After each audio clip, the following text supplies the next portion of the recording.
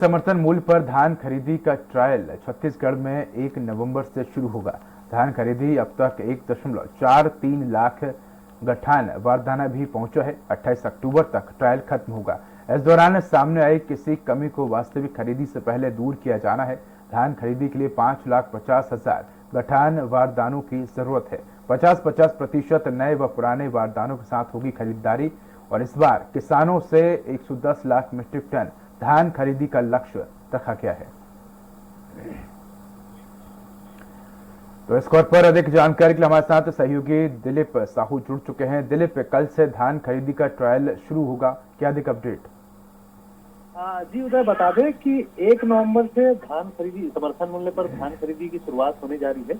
इसके पहले शासन प्रशासन की ओर से सभी सहकारी समितियों में जहां पर धान की खरीदी होना है समर्थन मूल्य पर, उन जगहों पर ट्रायल शुरू किया जा रहा है कि ट्रायल के बतौर धान खरीदी की शुरुआत होगी, जिसमें प्रमुख रूप से किस तरह से किसानों का पंजीकरण करना है, उन्हें किस तरह से टोकन देना है, उसके अलावा जो बारदाने हैं उसका आवंटन किस तरह से होना, इन तमाम चीजों की जो ट्रायल है वो शुरू होगी। और जो समिति प्रबंधक है, उसके अलावा समिति के तमाम जो सदस्य हैं और वहाँ जो काम करने वाले लोग हैं, उन्हें भी इस ट्रायल में शामिल करेंगे और उन्हें हिदायत दी जाएगी कि किस तरह से पूरी जो खरीदी की जो प्रक्रिया है उसकी होनी है।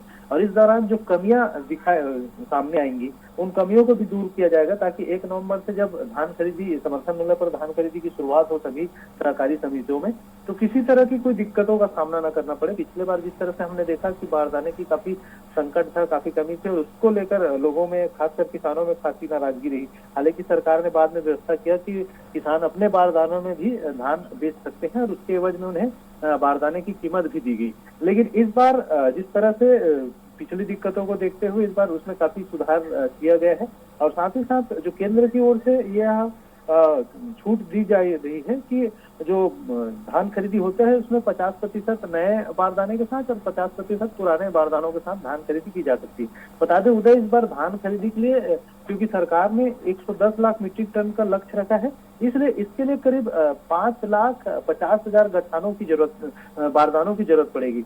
इसलिए इसकी जो प्रक्रिया है पूरी की जा रही है। और क्योंकि केंद्र के जूट कमिश्नर के द्वारा बारदाने की सप्लाई की जाती है, इसके लिए राज्य सरकार की ओर से पहले ही जो राज्य में जितने बारदाने की खपत होनी है, जितनी जरूरत है, उसके लिए पहले से ही एक टारगेट तय करके दे दिया गया था, भेज दिए गए थे। उसके आधार पर अब तक राज्य को 1,43,000 गठान बारदाना उपलब्ध हो चुका है।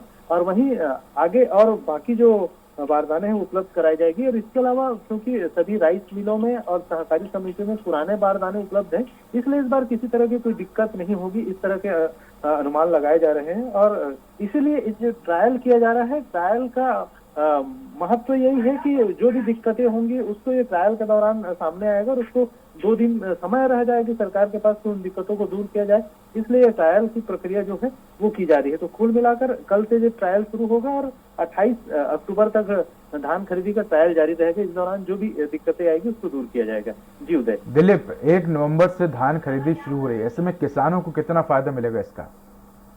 जी उदय, बिल्कुल किसानों को इस बार ज्यादा लंबा इंतजार करने की जरूरत नहीं पड़ेगी, क्योंकि पिछले बार 1 दिसंबर से धान खरीदी की गई थी। इस दौरान क्योंकि अक्टूबर के आखिरी सप्ताह में ही धान की कटाई शुरू हो जाती है और फिर नवंबर तक इकट्ठा करके काफी किसानों को 1 महीने का इंतजार करना पड़ता था धान बेचने के लिए। लेकिन इस बार क्योंकि 1 नवंबर से धान खरीदी हो रही है और अर्ली वैरायटी की, मतलब जो कम समय में पकने वाली धान की फसल है वो तैयार हो चुकी है और उसकी कटाई लगभग बहुत जगह पर शुरू हो चुकी है। तो कुल मिलाकर धान काटने के साथ ही साथ किसानों को धान की बेचने की सुविधा मिल जाएगी समर्थन मूल्य पर। इससे जो किसान बाहर बाजारों में बेचते थे मजबूरन, क्योंकि उनके पैसे की दरकार होती थी, तो मजबूरन बाहर के जो कोचियों को पास या मंडियों में बेचते थे, तो उतनी पैसा नहीं मिल पाता था जिस तरह से समर्थन मूल्य सरकार दे रही है।